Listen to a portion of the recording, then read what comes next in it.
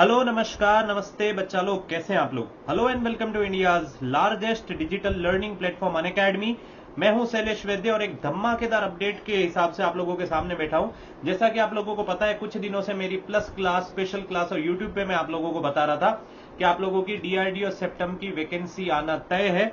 और आप लोगों को यह पता होना चाहिए कि सेप्टम का फुल फॉर्म है centre for personal talent management. ये जो पोस्ट होती है इसमें टेक्निकल पोस्ट रहती है, कुछ हद तक एडमिनिस्ट्रेटिव और सपोर्ट स्टाफ की पोस्ट भी रहती है। तो बच्चा यहाँ पे जो वेंडर के लिए जो बैक एंड पे प्रोसीजर किया जाता है, उनके लिए जो वेंडर कॉन्ट्रैक्ट और ये सब निकाला जाता है, उसमें जो मेंशन्ड है वो है आप लोगों की टेक्नीशियन कैटेगरी ए की 203 पोस्ट का नोटिफिकेशन और एसटीए कैटेगरी बी की आप लोगों की 561 पोस्ट का नोटिफिकेशन। सो होपफुली आने वाले एक महीने में आप लोग इतनी ही पोस्ट की वैकेंसी देखेंगे। सो इसमें जो एसटीए बी की जो पोस्ट होती है ये आप लोगों की रहती है 2 टायर सिलेक्शन पोस्ट, जिसमें आप लोगों का टायर 1 और टायर 2 दोनों का दोनों आप लोगों का कंप्यूटर बेस्ड टेस्ट रहता है। जिसमें टायर 1 आप लोगों का स्क्रीनिंग लेवल एग्जामिनेशन रहता है, जिसमें आप लोगों के सिलेबस में रहते हैं आप लोगों का quantitative aptitude, general intelligence and reasoning, general awareness और इंग्लिश और जनरल साइंस। 120 मिनट्स 120 क्वेश्चन आप लोगों का रहता है, sorry 90 minutes 120 question 120 marks. And आप लोगों का जो सेकंड पेपर रहता है आफ्टर क्वालिफाइंग द पेपर 1, वो रहता है आप लोगों का टेस्ट स्पेसिफिक, मतलब ब्रांच स्पेसिफिक। समझ में, वो रहता है आप लोगों का ब्रांच स्पेसिफिक। सो बच्चा, जो एसटीबी की जो पोस्ट होती है ये आप लोगों के डिप्लोमा और बीएससी कैंडिडेट्स के लिए रहती है। समझ में, डिप्लोमा और बीएससी कैंडिडेट्स के लिए रहती है। और पेपर 2 जो रहता है CBT 2 is the final selection paper for your final selection as a DRDO CEPTAM you can say employ. तो ये जो पोस्ट होती है this is more or less equivalent to junior engineer. This is more or less equivalent to junior engineer. तो बच्चा, पिछली बार जो vacancy आई थी उससे थोड़ी वैकेंसीज कम लग रही है। ओके, पिछली बार के नोटिफिकेशन को भी मैं अलग से आप लोगों को बता दूंगा।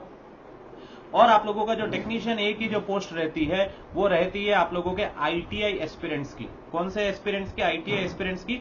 तो उनका जो प्रोसीजर रहता है वो रहता है टायर 1 एंड देन आप लोगों का ट्रेड टेस्ट रहता है टायर 2 में, that is similar to the trade of ITI. समझ में, तो उसमें भी एक अच्छी खासी पोस्ट होती है, बट इस बार उनकी पोस्ट थोड़ी कम है, तो उसके बारे में मैं अभी ज्यादा आप लोगों से बात नहीं कर रहा हूं।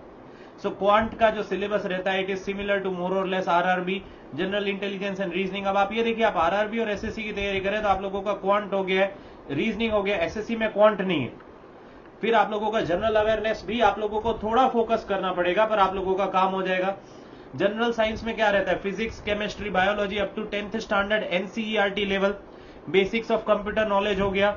ये आप लोगों की चीजें आप लोग ऑलरेडी पढ़ते आए हो, समझ में आया, जो आप लोग एसएससी के लिए पढ़ ही रहे हो, तो कुछ नया करने की जरूरत नहीं है। हाँ, जनरल इंग्लिश में थोड़ा आप लोगों को देखना पड़ेगा, वोकैबुलरी सुधारना, synonyms, antonyms, one word substitution, phrases, idioms, ये सारी चीजों के बारे में बात करनी। रीडिंग कॉम्प्रिहेंशन, ग्रामर हो गया, सेंटेंस रीअरेंजमेंट, सेंटेंस इंप्रूवमेंट, ये सारे टॉपिक की बात करनी है।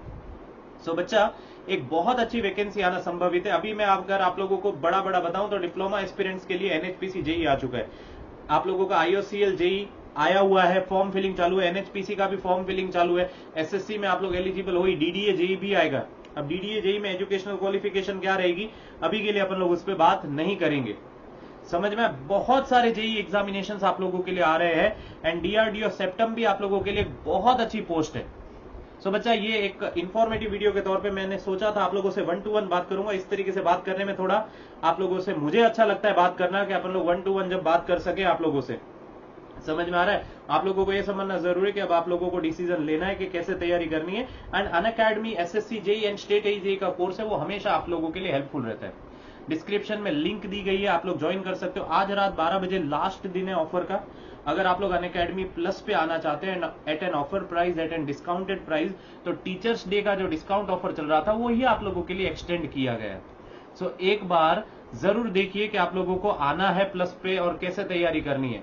प्लस आईओसीएल के लिए भी मैं अलग से प्रिपरेशन स्ट्रेटेजी के बारे में बात करूंगा। अभी डीआरडीओ का नोटिफिकेशन नहीं आया, इसी वजह से मैं डिटेल्ड प्रिपरेशन स्ट्रेटेजी के बारे में बात नहीं करूंगा। पिछली रिक्रूटमेंट में जो 2022-23 में आया था, सेप्टम 10 जो था, इस बार आएगा वो सेप्टम 11 होगा। बहुत सारे बच्चों का अपना सिलेक्शन हुआ था एंड नॉन टेक में क्वांट मैंने आप लोगों को पढ़ाया था, तो नॉन टेक में भी सारी ब्रांच के बच्चे मुझे बहुत अच्छे से पसंद कर रहे थे। एंड इस बार भी मैं कोशिश करूंगा कि क्वांट आप लोगों को पढ़ाऊं, या फिर मैं कोई और सब्जेक्ट लाइक रीजनिंग आप लोगों को पढ़ाऊं।